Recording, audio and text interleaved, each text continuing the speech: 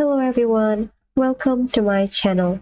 In this video, I'm gonna show you how to add overlay in CapCut.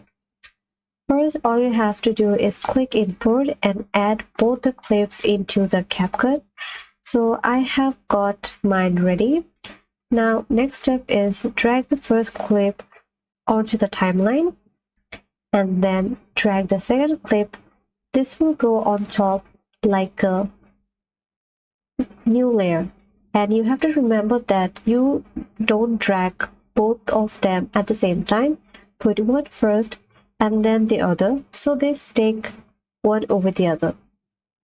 Now the next step is to highlight both clips, right click and use try sync and video if they match. But if the files are different like mine, syncing wouldn't work, and that's okay. Now click the first one.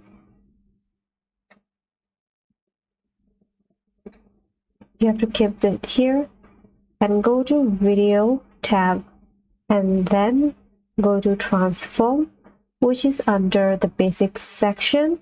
You can scale it to make smaller or bigger, or if you want you can drag it to the corner of the screen, and whatever you want to do, and boom, you have now add your clip and did overlay. I hope this video was helpful. Don't forget to subscribe and see you in my next video.